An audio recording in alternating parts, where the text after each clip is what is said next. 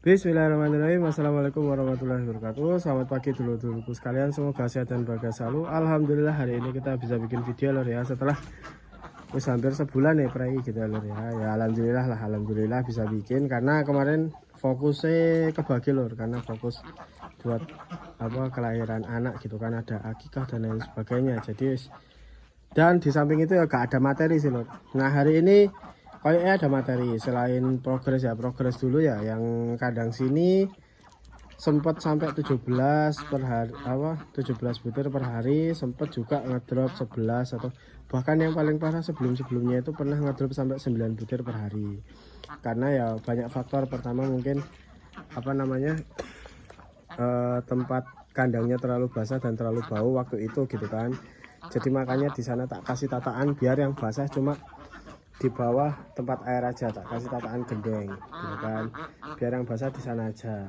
Nah tapi ya tetap kan yang basah di sini tetap gak bisa langsung kering kan, jadi ya tetap ngedrop. Di samping itu juga ada kendala pakan, nanti kita bahas masalah pakannya. Yang di sana ya cukup di luar ekspektasi sih, hampir jalan 4 minggu, kayaknya lebih dari 4 minggu sih, tapi telurnya masih 3 butir per hari gitu kan. Bahkan sempat yang masalah pakan ini ada problem lah di pakan, yang jadi yang 330 ini bukan dari pakannya tapi dari saya pribadi ya lor ya. Jadi gini, tak jelaskan dulu ya lor. Jadi waktu itu kan saya beli 2 sak, yang sak pertama habis alhamdulillah dan semuanya doyan makan lah, termasuk yang sebelah sana juga doyan makan. Nah yang sak kedua itu pas saya angkat, karena dia posisinya ada di atas ember gitu kan. Jadi ada dua ember besar gitu, ada tutupnya, terus ditaruh di atasnya gitu kan.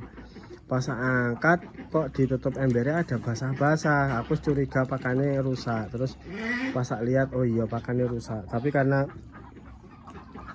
pakan segitu banyak, kalau dibuang eman-eman terus saya juga nggak nanya sama bakule, sebenarnya itu bisa diantisipasi loh. Antisipasinya harusnya dijemur, cuma pas itu nggak tak jemur, tak kasih makan ke sini sama sini. Yang sini belas gak mau makan, paling cuma dicicip-cicip sedikit tok. Yang sini juga kuantitas makannya turun dan akhirnya telurnya ngedrop ya. Aku mikir kan, wah pakannya ini nggak bisa disimpan lama gitu kan. Nah kalau order satu juga sebenarnya nggak masalah sih, cuma waktu itu ya ini mungkin bisa dicontoh buat teman-teman, tapi ya kalau nggak mau ya jangan. Jadi waktu itu karena telurnya lagi ngedrop terus dan lain sebagainya, akhirnya saya inisiatif buat beli konsentrat yang warna merah, konsentrat merah lah kalau orang-orang di YouTube bilangnya merah. Terus komposisinya gimana mas? Awalnya itu kan nasi bekas selalu banyak, jadi 3 cup konsentrat ya kurang lebih 500 gram, berarti 1,5 kilo. Terus DDE 4 cup berarti 2 kilo, berapa itu 1,5 tambah 2 3,5 kilo, dan sisanya nasi bekas itu tadi. Nah gitu kan. Terus lama kelamaan nasi bekasnya itu tadi itu habis gitu kan. Ini buat satu hari ya, nggak terlalu banyak. Akhirnya saya banyain DDE tak kasih 5 cup, terus konsentratnya tetap 3 cup, sisanya nasi bekas gitu kan. Terus diaduk rata loh, akhirnya hasilnya lama kelamaan telurnya naik lagi loh, dan itu nggak membutuhkan waktu lama sih. Misal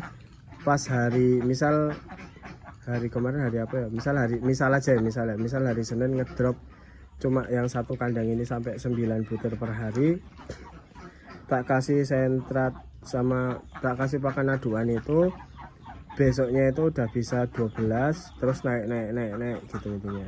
Nah intinya gitu.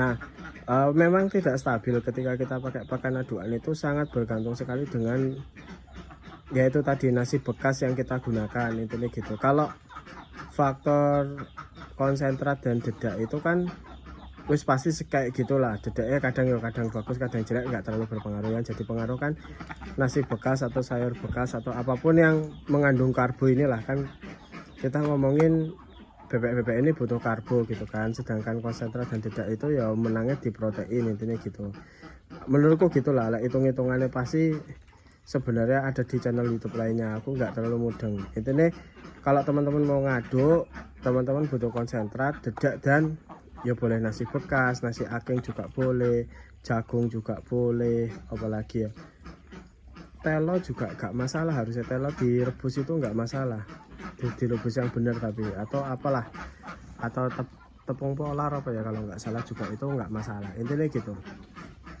Nah memang hasilnya fluktuatif karena pas waktu itu sempat karena ada ampas kelapa, tapi ampas kelapa dipastikan yang nggak berjamur ya, maksudnya katakanlah yang digunakan kalau mau gunakan sekarang ya ampas kelapa yang kemarin, jangan yang 2 hari atau 3 hari yang lalu.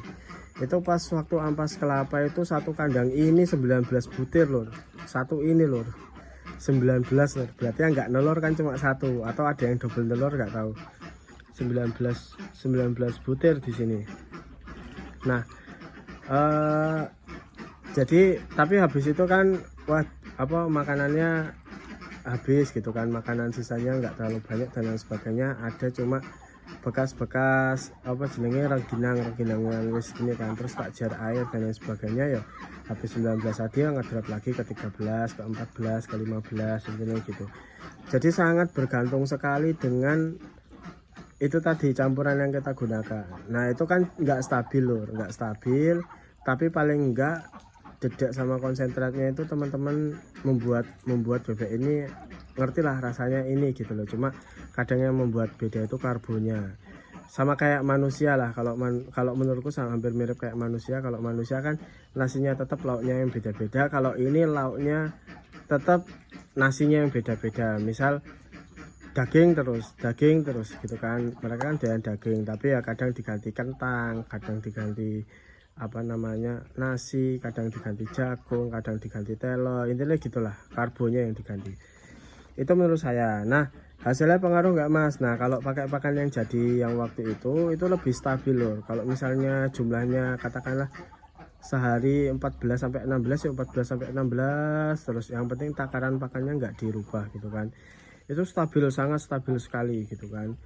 Cuma memang hasil telur yang dihasilkan itu nggak terlalu merah. Nah sedangkan ketika kita menggunakan konsentrat merah ini, yang saya rasakan itu kuning telurnya itu jadi lebih merah loh, merah banget. Karena kenapa saya bisa bilang gitu, karena sebelum saya pakai pas ini datang pertama kali itu kan sempet paginya tak kasih sentrat, karena dulu saya beli sentrat beberapa 2 kilo lah yang pas buat ayam gitu kan, tak beli 2 kilo terus sisa gitu kan, akhirnya tak kasih makan ke mereka ya hasilnya merah. Pas sentratnya tak stop, balik lagi agak kuning pas itu kan, karena dulu aku pernah garansi merah, terus pas orangnya beli ternyata oranye lah, nggak terlalu merah, tapi ya nggak sekuning telur lehor gitu, nggak sekuning telur lehor, intinya gitu ya lor ya. Ini pengalaman saya yang ganti pakan lor. Apakah nanti akan ganti ke pakan jadi lagi? Kemungkinan iya kan, balik ke pakan jadi lagi lor. Karena apa? Nggak lebih ribet.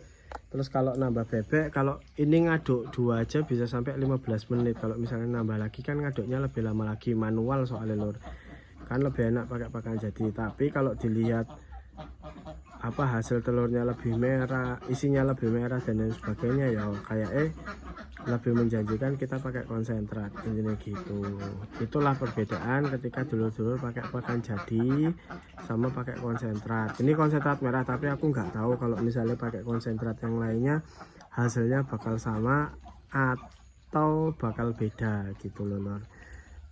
Kurang lebih seperti itu informasi dari saya. Ngapunten bila ada salah kata. Sekian, wabillahi taufiq wal hidayah. Wassalamualaikum warahmatullahi wabarakatuh.